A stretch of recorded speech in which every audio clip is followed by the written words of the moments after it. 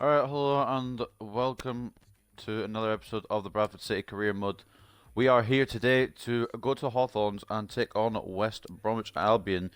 If you didn't see last episode, I'll quickly show you the score. We took on Sheffield United and we beat them 3-1. It was a bit fortunate really because they pushed us hard to be honest, but they just couldn't get the goals they needed and we got the goals we needed.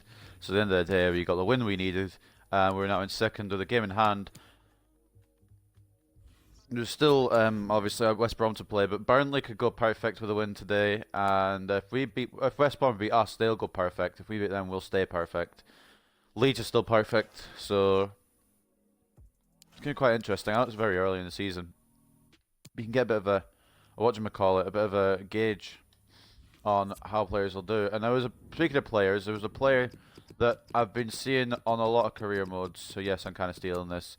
But he apparently is very good, or has very good potential. Although he doesn't seem that great, because there's another rating thing here. But we'll just go in for him anyway. Strengthen up the defense a little bit.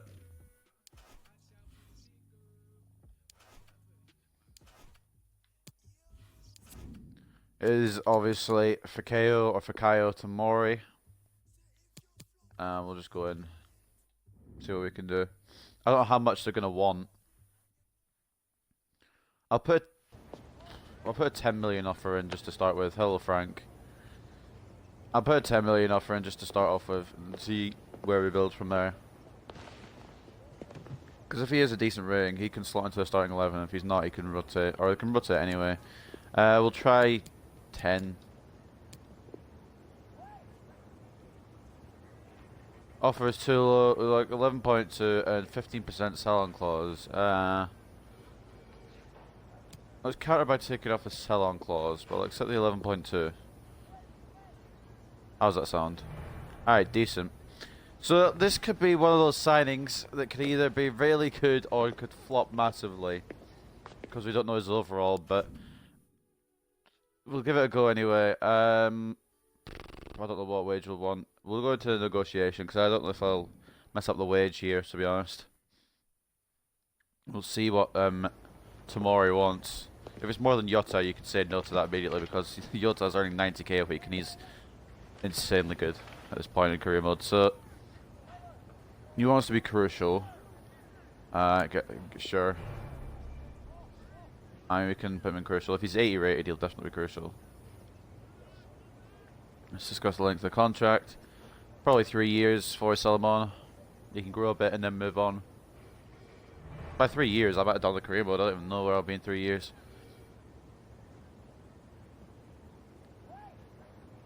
Alright, yeah, that's cool. Alright, you tell me the wage you want. Oh, fuck's sake. Okay. We're getting... What's the safe bet? Safe bet's 40, right? That's probably way too much, to be honest. I've probably overpaid a lot. Oh, we haven't overpaid a lot. We all want this deal to go through, but not for less than 38k per week. We've been looking for both. Yeah, sure. Sure, it's cool. It's a little bit more than I wanted, but it's alright.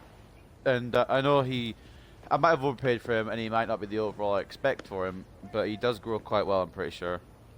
So, we've got our signing. We've got our centre-back signing. I bet he's like around 80 rated. Otherwise, this is a waste of money. 77. Might have messed up. It's alright, we'll stick him for Hennessy just now. I feel bad for that because Hennessy is a trooper. Other thing I'm going to do actually just now is, before I forget, I'm going to bring up Selesnev from the Youth Academy just in case anything happens. I don't think I'm going to sign another goalkeeper. I think Rossi, I mean, he is a bit dodgy at times, but I think he's okay between the sticks for another season. We'll promote Selesnev up. And he can go straight on the bench, just in case something happens. Obviously, he's not the highest rated, he's only 64, but we keep putting training on him, and he'll be okay. I think that's... We'll take Grinkov off the bench. Why is Russo on the bench? Must have been when someone was injured. We'll put Vitters there, O'Leary, Anisimov, and... I guess we'll have Lebedev on there. But anyway, that's going to be the new squad. We brought in Fikayo Tomori. Like I said, I don't know how he'll grow. But we have got a new defender, and he is a strong defender. He's a fast defender as well. So I actually need to check quickly for his stats. I know I saw his 86 pace, but we need to take a proper look into this because we didn't really scout him or anything beforehand. Got 86 pace, 76 defending, 76 physical, decent stats. Mental and physical stats are pretty good actually. He's incredibly fast for a centre back. Skill attributes could be a bit better, but his defensive ones are the ones that the ones that we're worrying about, and they're decent enough. So that's fine. Yeah, I think we've got. To be honest, I know he's 24 and 77. I don't know how much more he'll grow, but we've got plenty of time to find out. And I feel like he's a good addition to the squad. So I think I've done an okay bit of business there, but we'll see in time. Anyway, we're gonna go and take on our possible promotion rivals, West Brom. Here, we'll just take a look at this. Jota's effort on goal helped his team grab a 3-1 win against Sheffield United. Best players of the week: Todibo, Sterling, Van Dam, and Jota are in that squad. Decent. I want to see this actually quickly. Next Generation 2022. Best young players to watch. Who have we got here? I might not recognise any of them. I probably won't, but we'll see. We've got Nita. I can't read that. Is it T or J? Nita. He's a centre back for Frankfurt. We've got Prib, who is a centre mid for CSK Moscow. We've got Kuba Correa. He is Stoke City CDM. And then Clemens, who is a cam at Bayern. So there's a possible couple of options we can maybe scout at some point. I think we've got. I don't think we're gonna make more signings in Tomori, to be honest. I don't know where we really need to improve. Maybe a centre mid, perhaps. I don't know, but I feel like our squad is good enough to get to Premier League.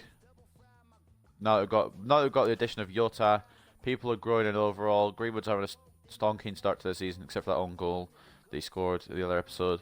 We've got a strong defence now. Todibo and Tomori will work well together. Hennessy can rotate in when one of them's tired, and we've got Rossi in goal as well. It's looking good, I would say. I've got big hopes. Even if we don't win the championship, that's not the end of the world. I want automatic promotion. I think would be my goal, as well as the board's goal. They want automatic promotion as well, but I think that's a more realistic one.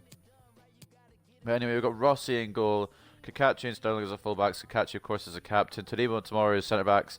Van Dam in centre defensive mid, or centre mid, whatever you want to call it, position. Carbonero and Hlošek with wide midfielders. Greenwood in the centre attacking mid spot. Jota and Haaland are going to be the strike partnership. So, as you can see, Andrew Banks isn't in the squad. I'm going to give Carbonero another run out. And maybe switch Banks in maybe sometime in the second half. Because it's going to be annoying trying to allocate time to both of them. Because even though Banks is now the better, or the higher rated player, Carbonero is just faster and I enjoy using him more, to be honest. But anyway, we'll go into it and we'll see what happens here at the Hawthorns. Can we continue our winning run at the start of this season? We haven't lost a game yet, to be honest. We've won all the games in pre-season, won our first 3 championship games, beat Bury just about. It was almost a massive choke, but beat Bury in the Carabao Cup. And I'm just wondering when our first loss or even first dropped points will come from. Possibly here today, because West Brom are a strong outfit. I'll give them credit where credit's due. West Brom are a strong team, and they're probably want to be one of the promotion rivals this season. So it's all dependent on how we do here. I'll just try to find my bottle of water. And I tell you what, you really are spoiled for choice when it comes to football grounds in the Midlands of England. Welcome. Did I drink all my water? I think I drank all my water. How well? I'm Derek Ray, and joining me here on the commentary box for complete coverage is Lee Dixon. I'm looking forward to bringing you the cut and thrust of the. Anyway, we're at the Hawthorns. West Brom hosting Bradford City. Thank you, Derek. As you can see, both teams have had an absolutely amazing start to the season. Both teams winning all 3 of their games so far. Fingers crossed, eh? One of these teams is going to fall away from the perfect record. It might end up in a draw and they'll both stay unbeaten, but after this, one of these teams will not have all the wins so far this season. They'll have won every game. Zohore is still at West Brom. Harper there as well. Zohore is a man we need to watch out for. He was a mad goal scorer for them last season.